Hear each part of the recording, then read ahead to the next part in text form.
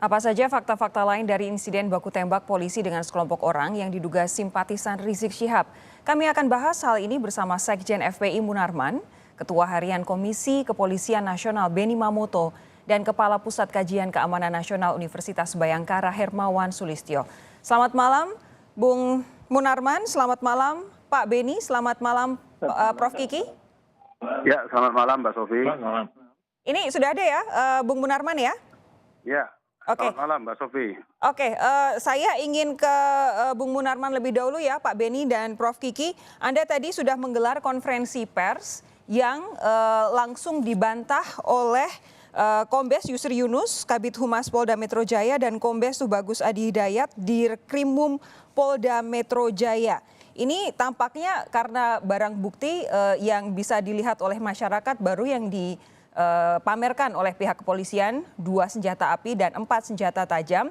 Ini akhirnya pada saat ini karena kita belum melihat bukti-bukti yang lain justru jadi semacam perang opini. Apa yang ingin Anda sampaikan dari sanggahan terutama dari Dirkrimum Polda Metro Jaya? Ya, itu bukti-bukti palsu semua, nggak bisa begitu sepihak. Dan saya menyatakan tidak benar ada tembak-menembak itu, ya. Coba kalau orang yang nalarnya masih bagus ya, tadi kan sudah diputarkan rekaman.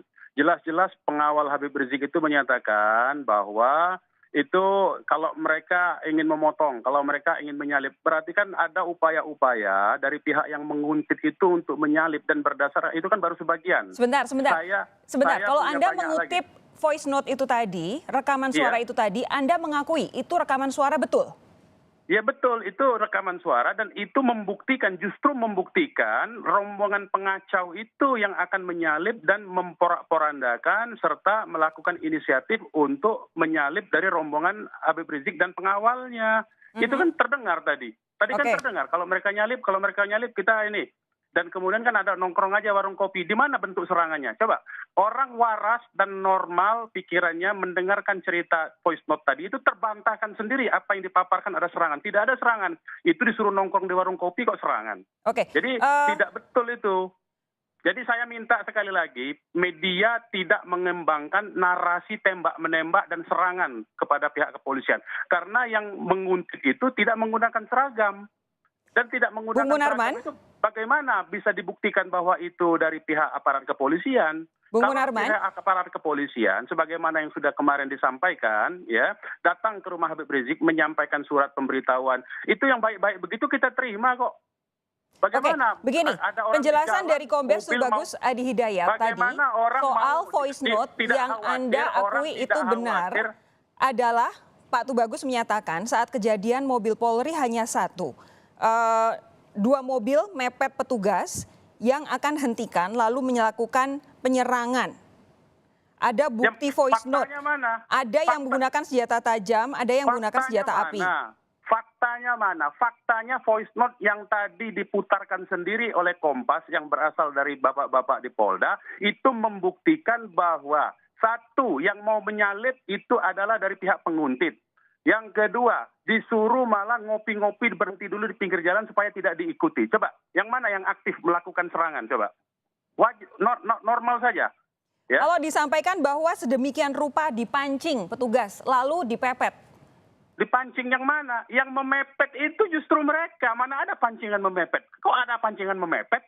Tidak ada di voice note tadi, tidak ada. Itu fakta dari mana? Yang saya dengar tadi ada yang meminta untuk ngopi-ngopi dulu.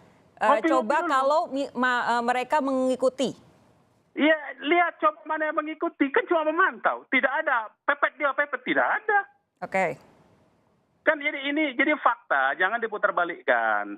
Kemudian narasi dan opini jangan diubah-ubah. Kita sudah paham cara kerja, kita sudah terima mekanisme hukum. Nah, gunakanlah mekanisme hukum. Kalau ada seorang tiba-tiba di jalan, diikuti dengan orang tidak berseragam, tidak menunjukkan identitas sebagai aparat hukum, kemudian mepet-mepet mobil, memecah barisan mobil yang menuju ke pengajian, yang di dalam rombongan itu ada bayi 2 orang. Saya ingatkan, di rombongan itu ada bayi 2 orang, ada balita 3 orang. Ada balita 3 orang, bayi 2 orang, ada perempuan di situ. Bagaimana orang tidak takut bahwa itu adalah preman? Bagaimana orang yang punya pengalaman mengingatkan kepada Anda, Saya keluarga posisi perempuan. saya di sini adalah sebagai jurnalis yang Saya dihadapkan paham. pada dua pihak yang Justru itu. sama-sama Justru itu. menyatakan Justru itu. pihak lawannya Justru. mepet mobil teman-temannya. Justru itu saya bantah fakta itu. Ini ada bayi, ada balita, ada perempuan di mobil, ada orang tidak berseragam melakukan manuver-manuver dengan memepet kendaraan rombongan perempuan dan bayi. Bagaimana sebagai respon dari orang yang ditugaskan mengawal, Laskar tentu saja berupaya untuk mengamankan. Itu faktanya. Dan di voice note tadi sudah terbukti dengan sendirinya. Jadi tidak bisa narasi-narasi dikembangkan di luar fakta. Itu yang kita tidak terima. Sesuai fakta saja. Faktanya tadi menyatakan ngopi-ngopi dulu, lihat mana yang memantau. Kan lihat, bukan menyerang. Oke. Kemudian Bung kalau Munarman ada begini. penyalip, Anda jangan bilang sampai menyalip. polisi yang mepet mobil rekan-rekan Anda. Sementara Pak Tubagus bilang justru rekan-rekan Anda yang mepet mobil polisi. Paham dong di mana kemudian bagaimana kami berusaha untuk menggali dari masing-masing sisi. Tidak bisa. Tadi kan Kompas sudah menyebutkan penyerangan, sudah menyebutkan ada baku tembak. Nggak bisa. Kalau itu mestinya disebutkan menurut versi polisi, begitu dulu dong. Itu yang penting. Faktanya dulu. Jangan dikembangkan narasi bahwa penyerangan terhadap polisi. Sekarang pertanyaannya, anak-anak itu tahu nggak itu polisi? Tidak tahu. Bagaimana tahu itu polisi? Berseragam tidak, menunjukkan identitas tidak, menunjukkan surat tugas tidak. Bagaimana tahu itu polisi? Tiba-tiba masuk ke rombongan mau memepet. Oke. Prof Kiki, saya ingin dengan respons Anda dari penjelasan yang baru saja disampaikan oleh Bung Munarman. Saya? Halo? Silakan, Prof. Ya, begini. Kita pakai bukti empirik saja nanti. Saya kira polisi masih nyimpan banyak ini. Pertama, rekaman-rekaman polisi sendiri, rekaman-rekaman dari anggota FPI yang jaga, yang bertugas ngawal itu. Yang kedua, Munarman mungkin tidak tahu, polisi itu menggunakan Dash TV. Mobil-mobil polisi itu ada alat perekamnya. Halo? Itu kalau yang resmi. Itu kalau yang Ya. resmi. Ya. Yang nggak resmi pun juga ada. Nggak ada Paling itu. tidak, Coba dicek paling aja. tidak. Sebentar, Bung Munarman. Nanti kita lihat aja. Polisi kan juga punya HP. Itu pasti ada rekamannya. Tapi kalau dibuka sekarang, itu nanti ujung-ujungnya hanya berdebat di TV, berdebat di ini, di ruang publik. Dan Munarman dan teman-temannya menggunakan rumus pokoknya. Gitu. Oh tidak, kita pakai fakta, Pak Kiki. Lah, faktanya adalah kita tunggu aja di pengadilan nanti. Anda mau ngomong Enggak apa dong. kalau ada rekamannya? Loh, kalau Fakta pengadilan bagi nanti saya. jangan dikeluarkan Sebentar. dulu Bung Munarman jangan sebentar. di media. Bung Munarman Fakta. sebentar. Silakan, Prof. Kiki. Faktanya, kalau Anda sebut faktanya ada anak-anak, ada perempuan di dalam itu teknik klasik menjadikan mereka benteng supaya Oh, tidak tidak. diapa-apain. Itu kejam, itu kan Anda menuduh kejam itu. Wah, itu sadis teknik. pikiran Anda. Itu teknik Pikiran Anda sadis klasik itu. itu. Itu Itu teknik sadis Anda klasik. berpikirnya. Sebentar. Itu Prof. Kiki. dia sendiri nggak mungkin. Itu cucu beliau, cucu Habib Rizik nggak mungkin dikorbankan. Iya, tapi diajak jalan jam 1:30 malam itu Enggak, apa karena besok pagi mau maksudnya? pengajian. Besok pagi mau pengajian subuh keluarga. Wajar. Jam 1:30 malam itu nggak masuk akal saya. Kalau Masuk jam akal. 8 malam, Karena Bapak nggak pernah jam ngaji. 9, Karena Bapak nggak Sebentar, pernah ngaji. Bung Munarman Jam sebentar. 8. Kita kasih kesempatan Prof. Kiki. Tadi Anda sudah saya beri jam kesempatan 8, bicara jam 9. panjang. Nah, itu teknik untuk melindungi satu. Yang kedua, polisi kan juga nggak tahu ada anak-anak di dalam jam 1:30 malam gimana caranya melihat Dan di sama. dalam Pengawal juga nggak tahu kalau mobil yang polisi lain. dengan baju tidak seragam. Sebentar, Tengah Bung malam Munarman. mepet mobil. Sama, Baju tahu tidak juga. seragam itu, tunggu, itu nama-nama dan data mereka, foto-fotonya itu sudah ada sejak demo di MK untuk Pilpres. Itu sudah lengkap datanya, fotonya lengkap segala macam gitu.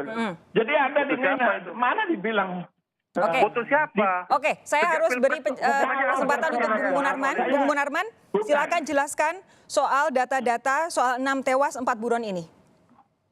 Data yang disebut oleh Pak Kiki tadi apa itu? Saya nggak ngerti itu data sejak ada Pilpres sejak apa? Nggak ada hubungannya itu. Orang-orang itu sudah punya track record jadi pasukan khusus, jadi pengawal tanpa gamis, pakai baju preman, pakai baju biasa, gondrong. Itu kan fotonya beredar di mana-mana.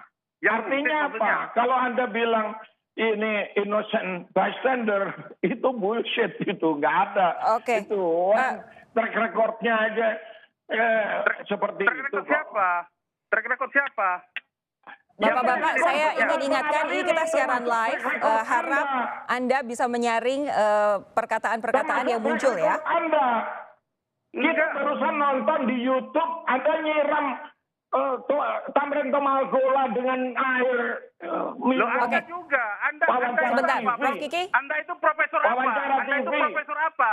Pak Anda Munarman, integritas Bung Munarman, Anda itu. silakan Anda Anda jelaskan Anda itu data-data profesor soal apa? anggota Anda tadi yang 6 orang Saya tahu tewas dan Anda. juga 4 buron. Saya tahu dengan Anda, Kiki saya tahu sama Anda.